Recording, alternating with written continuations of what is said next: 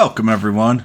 Today I'm going to talk about the Dragon Quest X event for Dragon Quest Tact. It's going to be a pretty long event, and it's currently the last event that we have seen in Japan, as we have caught up pretty close right now. So stay tuned and see exactly what is being done.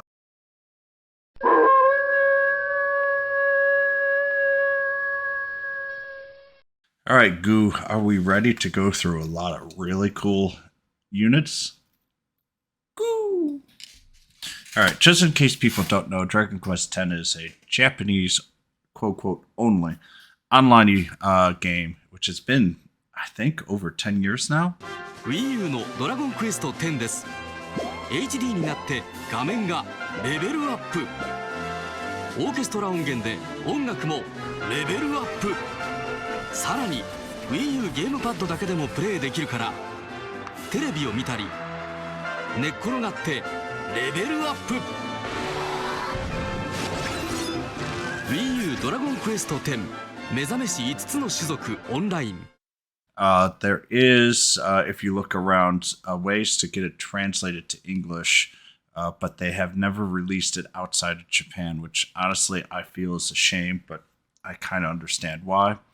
But let's get on with the units, and I'm going to go through this fairly quickly, just so that I will be going through these units in detail for each and every banner. All right, so for Princess and Lucia, she is a hero, fighter, very, very strong unit, but and honestly, she is I'm not going to call the highest tier, but on the very high end of the second highest tier. A very good unit. Her leadership is very, very powerful, where it increases hero physical power plus 25%. With teams, a lot of teams using heroes, that is a wonderful leadership. She has 4 skills, and she can even generate a field that reduces damage taken. She can sleep, and she deals some pretty heavy zap spell damage and inflicts physical damage as well. Her ability to do a lot of things is what is one of the reasons why she's incredibly powerful. She could also get tension raised, which will give her even more of a boost on top of it. And along with that, with her first awakening, she has the attack power skill and quickness increase for the first 3 turns at every, for 3 turns at the start of every odd turn up to the first 10 turns. So she will build up power and is a very good unit. If you do get her, I highly suggest that you get to the first awakening. We do have a lot of the shards that you can translate for. She is a very powerful Awakened 1 unit. And that's where I suggest people go if you are able to actually get her. Her counterpart, Demon and Lucia, is a boss type, and she increases boss spell power by 25%, with Zoma getting Awakening probably in about a month and a half for us, and other boss units that spell power are pretty powerful. This is a very strong leadership effect as well. She is basically the opposite, except for being able to put sleep. She has the ability to generate a field that increases damage dealt by 15% for 3 turns. Basically, that's her. She has the ability to cast Crackle and does great spell damage overall. Her Crackle skill draws a unit 1 in. And her big skill does great spell damage instead of physical, so they swap. So they're basically evil mirror images of each other, basically. She has a similar start for the first one. Her third skill, though, is really interesting. She can restore, or not third awakening, restore HP when attacked by enemy. So she's another, though, very, very good boss unit to get 1 awakening of. Once again, she is a little lower on the overall skill, but still very, very strong. Still top tier 2. Very, very good. And warning, There are very strong units coming in this, so it is pretty frustrating because it's going to be hard to say, easy skip. None of these are, unfortunately. Or fortunately, depending on how you are. Hades Nelgel is a physical power plus 15, very strong leadership effect. It is very general overall. Interesting here is that Nelgel, and I know I'm saying it wrong, so I do apologize. Never played Dragon Quest X, so I don't have a very good understanding of the proper pronunciations. Poison Flame Sickle, 250% physical frizzle damage, and moves them back 2 squares. And with that large fan, that is a very powerful skill, especially if a unit that you're fighting against is 1 or 2 spots away and cannot attack you and only can move 2 on top of it. It is a way to truly frustrate, has very, very strong connotations. Flash Sickle is a sizzle physical damage, and Magic Bullet Zam. So 3 elements is very, very powerful. Boss unit as well. Very high dodge rate and damage skill for the 3 here. Also restores HP and MP when someone is defeated. Very powerful, interesting unit. Damage-wise is a little lower than you would hope for. Only reason why Nelgel is not a tier 1 and it's more of a upper mid tier 2 is due to that as well. Also for the 5th one, increase speed when someone's defeated for 2 turns. And that's anybody that's defeated. Doesn't have to be you or your opponent. So if Nelgel defeats an opponent, that is a ability to increase. Very expensive. If you go all the way to 5, can really turn into an absolute powerhouse. But with the banners going through, and the last unit might be the weakest unit out of it, and it's still a very, very strong unit. So if you get any S units from this overall Dragon Quest X, be very happy, as they're all really, really powerful, especially their first awakening. And the strongest of the 4, Maldragoras, the Worldmaker. Another boss. Really, really strong. Breath Potency plus 20 is a very strong leadership effect now that we have gone up to level 130 for S units. And honestly, if we ever... Right now, there is nothing that we are going to rank 9 in Dragon Quest. But if the level cap ever increases again, Breath Potency is just going to get that much stronger. So this leadership effect can only get stronger. Will never get weaker from here on out. Absolutely crazy first skill Magic Torrent. Restores own MP and increases breath and recover power by 1.5x for a turn. So basically, if you need to regenerate overall, has this. This unit is devastating because the breath power increases the chances of innovation and confusion. It's already 50%. Often it's actually more like 60%. But 50% at the very least, 1.5x gives you a better chance. If they're weak to, it's basically a guarantee. Very, very strong there. Pretty large fan. And does damage on top of what I would say is probably the top 2 debuffs in the game personally. And Venomation is just massive damage over time. And Confusion really does help you. People might say Sleep and Paralyze are stronger as well, but those are of those 4. If you've got 2 in 1 skill, that's really, really powerful.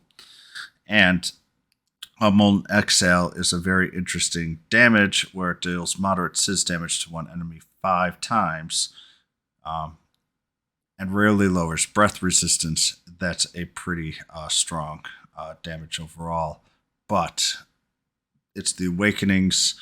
There's other important things about Worldmaker as well. There's 2 Maldragoras. And it's going to be a little confusing when people talk because it's a pretty long name. But Worldmaker, First Awakening gives you Reflect Barrier on spells for the first 3 turns. Third Awakening, when attacked by an enemy, restores 10% of the max HP and 8% max MP on top of it. So it has the ability to stay alive for a very long time, especially if you are not getting a very, very super incredibly strong attack on it. And even so, having a Reflect Barrier on it too allows you to do some things that makes it very hard to kill dodge units as well. And with the ability to be so strong, this is what really is great about Worldmaker. You could leave it there to make sure that units can't go pure spell damage if you're basing your team off of evade.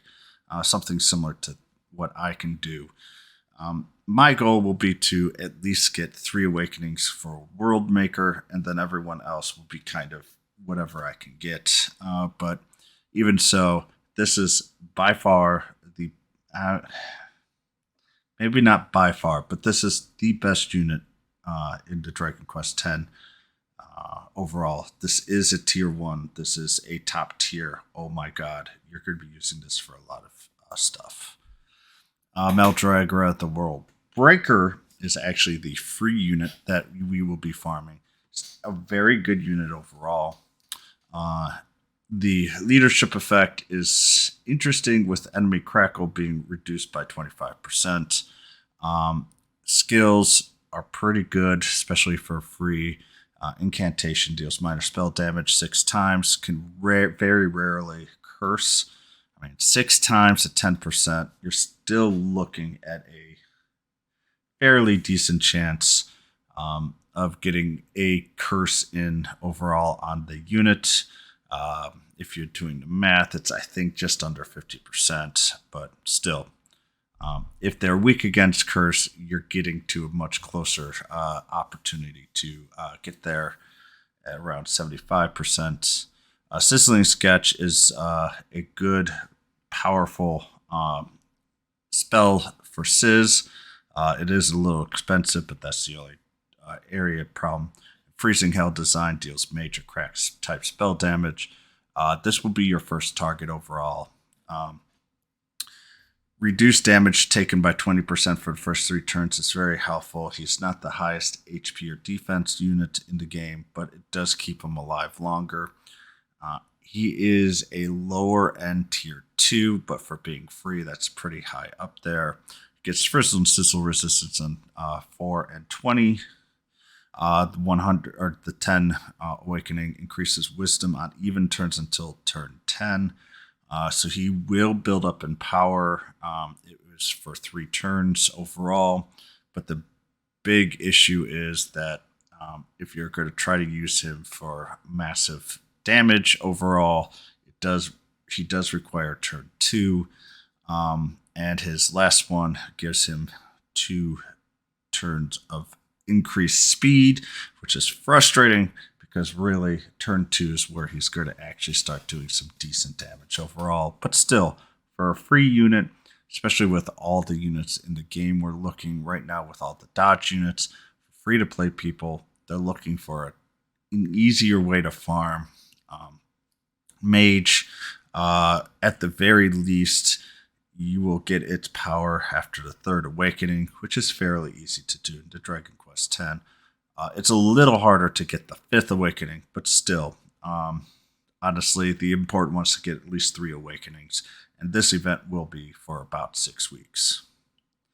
The other thing I do like about this unit is it does have Sizz and Crackle type damage, which gives you a very large array to damage. And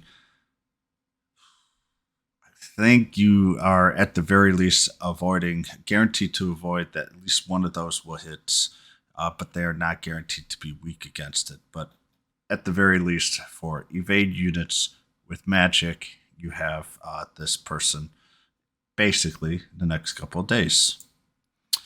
So for the A units, you have 3 different ones. For the Princess and Demonic and Lucia, it's the same one. Mogus. Very important unit to get at least one of because of Bang Force. That's me and Goo trying not to do as many bang jokes as possible while saying that. But what Force does for elements is give 20% power and resistance to a unit. Will be important for certain clears, certain powers. Hopefully we'll get more units other than just one unit at a time to get this. But for an A unit, basically you're going to be using Mogus for Bang Force. Does have leadership effect to increase Bang spell potency. And his First Awakening does increase Bang spell potency and reduce MP by 10%. But as I say, mostly Bang Force, off you go. For Hades Nergal, is Lunatic Queen. Very, very good A unit, which is, of course, follows the what unit you're probably going to pull the least on is Hades Nergal. Give it the best A unit out of the 2, even though, honestly, Mogul might be more important to get than Lunatic Queen just because of Bang Force. Interesting, the First Awakening gives Dying Smirk. Smirk occasionally paralyzes 40% of all enemies. When it dies, it will try to paralyze all the enemies around it. That hexagonal. The other one is Engaging Shot, which pulls it closer. It's a martial damage, which is important because its attack and wisdom are fairly low. Saboteur gives some damage, but you just really care more about that being actually paralyzing. And honestly, you're probably better off smirking anyways, but Saboteur has a very large range. Most importantly, though, Lunatic Queen has very high HP, agility, and defense, which is honestly what you're looking for someone that really, if they're going to do damage, it's going to be martial damage. Has Demon Martial potency by 10% as well. So personally, I think this is a very strong A unit. And the last one is for the Worldbreakers, Dark Brownie. By far the weakest of the A units. Still has its place in the game, but the other 2 are just, to me at the very least, has a lot of very important usage. The Third Awakening, which depending on how deep you're going on with Maldragoras, the Worldbreaker, will give you a 15% damage barrier for 3 turns. I'm probably going to be getting at least that far for it. First Awakening gives it movement +1. Its big weakness is that it's relatively slow for agility, but at least it has 3 movement. But all of its skills are just range 1. Actually, muster extra strength is 0, as it doubles its own physical and recovery power for that turn. And then it could do some really powerful, the spinning wheel, if you get within range, and give it the muster extra strength is powerful, but due to its agility being low, you're going to be reactive, can use it to your advantage, so there is some good things about the unit, but overall, I consider it the weakest one. But as I say, with Maldragoras, the Worldbreaker, I highly suggest everybody going very hard on those units, but in all fairness, all 4 of these units are very well done for the A units that are going to be on banner. All right, now we've got the farmable units, and sorry, I went a little hardcore with all the pictures here. So there are 2, 4, 6, 7, 8, 9 units.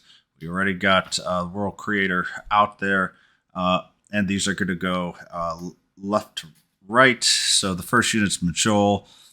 You'll be getting that one fairly quickly. Then you have to farm it, and I'll tell you how to farm her crystals a little later. Then you've got Hussar, Sweaty Yeti. Great name. Great name. Forbegin, Frolicker, Clockwork Cuckoo, Sham Hat Witch, and Bushy Baby. These will all have be able to be leveled up in their own roads, and we'll go through that a little bit more. But there are a lot of farmable monsters, And honestly, most of you should be able to get 3 or 4 hearts to each of them, as each of the places where you're going to be farming, you really do need to spend some time with anyways, just because of the fact that there are some other rewards that go along with them that we need to go. So there are 4 S weapons, 3 A weapons, but no armors in this one, which is a little frustrating. I would like to see a little bit more armors in the game for us to be able to use, especially for events down the line. Divine Dagger is a good dagger that is focused on agility and attack. This is actually has Molten Exhale and Pure Breath. This is going to be for the Worldbreaker, and if you are going heavy on Worldbreaker, you will try and optimize that overall. With the Breath Power plus 4%, this is a very, very good weapon, and it is a really good weapon for the power, but the alchemy is specifically focused for Maldragoras Worldbreaker. But still, you might be using this breath power for other units as well, including Great Dragon, etc., just because of that 4% breath power. And it does focus on agility. Royal Rapier gets Twin Thunderbreed and Ultimate Sword. Great Friend Lucia, HP 45, attack 14. Depending on how you get, you can also get agility, HP, and attack. There's that sword is something that you might want to farm a little bit just to get some pretty nice ultimates.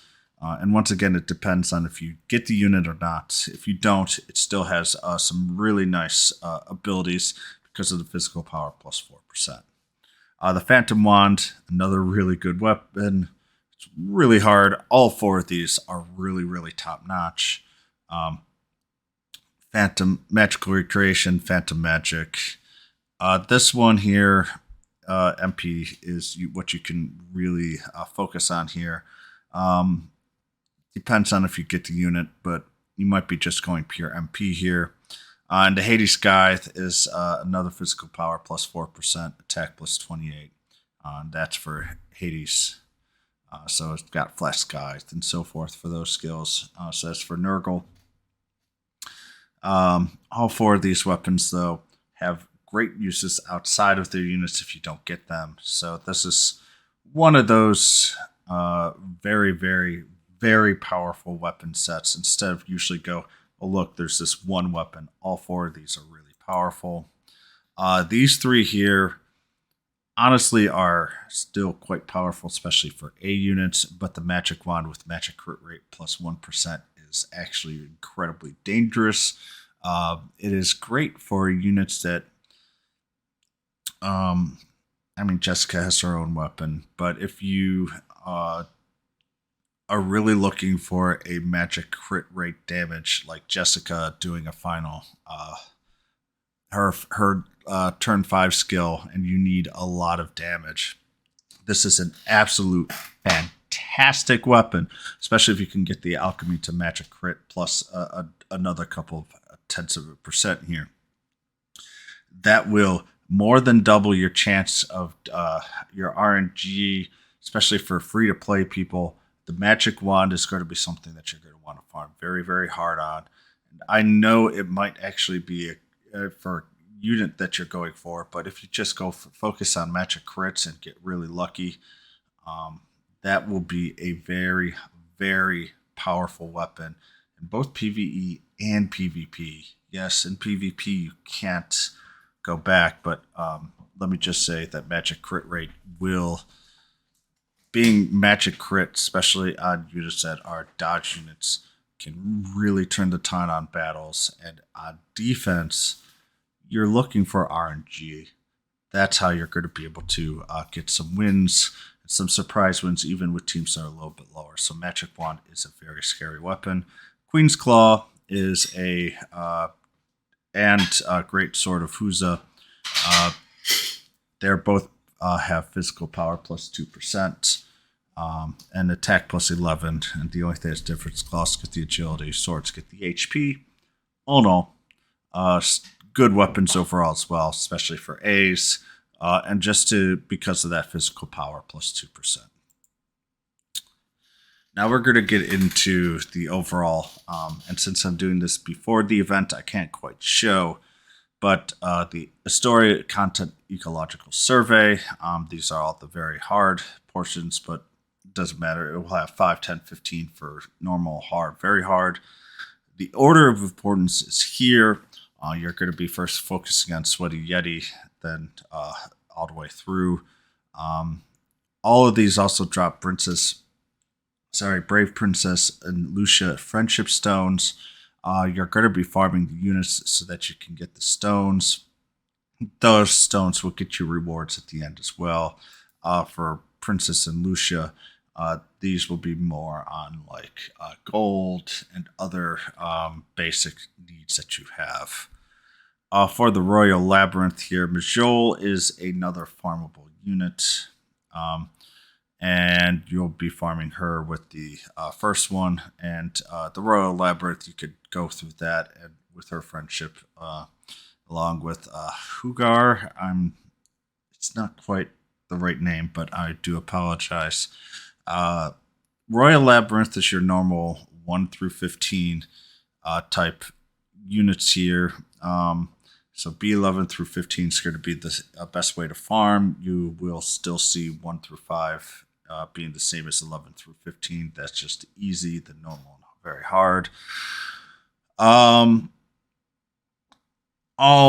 you're going to do is you're going to be farming for the units first, then occasionally for the weapons, and then you're just going to be focusing on the friendship stones overall if you need any more at the end.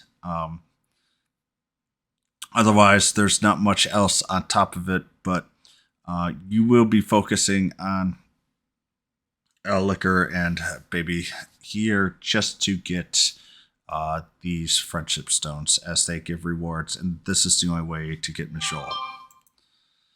Alright, Impossible Dream Savage also will get you more of the friendship stones as well, including also Hugar's shards plus magic wand and the sword. First level 15 rewards are shown here. All in all, this there is stamina that could be there, but level 16 through 20 will give you specific rewards, which you can get down here below. Very, very good. You get Rainbow Orb, Rainbow Gem, and Stamina Herbs. These missions, I will say, aren't super, super hard, but they can be a little bit annoying for 19 and 20. But all in all, you should be able to get most of these overall. And personally, I'm going to get the orbs before I get the gems, even though those are 5 and 6, just because you could farm the gems and theoretically get what you need from there. So I do have them in my rank of order, but for other people it might switch, and I totally understand for the first two. All right, I'm going to go through a couple of fights, but these are only just going to give you the teams and the equipment. These are the free-to-play. It can be done with specific agilities or HP if it's required, and you can look these up. Otherwise, this video would take an hour to make. But most importantly, for the Thrones of Hades Hell class, there is a lot of enemies here, and it's kind of a two-parter. I wouldn't say a two-parter, but the unit here, the Troll King, you're going to want to kill first, then White Kill on Team 2. Here's the equipment that's used. It is possible with the free-to-play team, but there are caveats. Almost every one of these are 5 hearts, and I do know that Claria is very hard to get 5 hearts, so it can be done from a free-to-play, but it is very specific on how to do it and has requirements. Basically, the Archdemon and Great Dragon need to attack, I believe, before the White King in order to kill it on turn 2 to make sure that you are okay. And defeating Nergal by turn 4. And using crackle attacks, even though there's not that many non-magical crackle attacks here. Another good unit to use is Killing Machine because of the crackle weakness for Nergal. All right. Here's Boss Battle Maldragoras. Once again, the free to play. This is the Worldbreaker one here. You'll be able to earn Worldbreaker, Divine Dagger, and Magic Wands. This is the Worldbreaker team for EX. All in all, it's fairly similar. You have Jade, Barum, and you have Archmage here. Basically, this is a very specific agility demand for the team. The toughest one will actually be able to get your Leary defender to get to the agility of 411. But all in all, once again, I'm just trying to stress for the battles that I do see, there is one, the very high EX battle, which I'm not showing here, can't really be done with free to play. But everything else is important, and that battle is only giving the icon rewards instead. This one is the Maker. This is the Breaker. Relatively similar. Giulianti was used because of her buffing ability. The most important is the agility needs to be faster than the Machine Killer for Schwarzenegger. I know it's not the right name, but Schwarzengard. Great Dragon needs to be above 1200, and Rhinoceros needs to be around 400 agility, basically plus or minus 50 of 386 or 387 agility, but 387 is pretty much where you want to go. But there's a specific range because you just need to act in a specific way to counter what a unit's doing in order for that to work. But the last one here is the Battle at the End of Eternity. So these are bosses that you'll be going through, and you will be doing both in normal, hard, and very hard formats. The Mission 1 and Mission 2s are pretty much always the same. The only difference is the very hard, the very hard for Beast King Nergal. There's a No Death and Half Majol and Hussar on the team, but everything else, including the Beast King Nergal in normal and hard, is No Death, beaten 5 turns, and a weight of either 70, 130, or 220, depending on if you're on normal, hard, or very hard. And defeating these, if you get 30 of these, you can get another gem and 15 of the question mark shards, which is very important. All right. Lastly, we're going to go with the battle roads. The Majol, which is going to be the first one that we should be getting, has 7 new units. 4 of them are farmable. The other 3, so the 2S and the Kit here, are going to be for the first banners, which I will talk about probably tomorrow. And then we have 3 units here, 2 from World and 1 from Gacha. So this one is actually a little frustrating because you won't be, if you want to go through it quickly, you will have to level up some units overall, as the power is going to be within the A units. But at least the entire team can be just farmable units if you want to go that route, and you don't need any of these. But the Golem, my Golem's only 1 heart. Cyber Slime here is 5 hearts. And I am not even sure if I've actually gotten this one yet, because it's in chapter, not chapter, but the before that, like book 2 or whatever. So that one's a little rarer on the very there. But the other one is Maldragoras, the Worldbreaker. That one also comes with both Maldragoras. If you do pull for this one, it is a very easy battle road to go through. But there are old units, and mostly old units there. And for me, all those are already at max level. So that one will be relatively quickly to go through. So I hope you guys enjoy. I know this is pretty long and lengthy, but going through all of Dragon Quest 10, which will be a 5 to 6 week period. Hopefully by then, Japan will have another event out at that time. But at this point, we have nearly caught up to the speed in which our developer will be able to translate. So if there are delays in Japan, we'll start seeing some more repeat units and events at some point as well. But the good news is for Halloween, we should have like Halloween and Christmas relatively the same time, probably within a month of each other. But for these big overall events like this, they will be about a month and a half, 2 months behind Japan, which we are currently at. So I hope everyone enjoys, and I will see you later.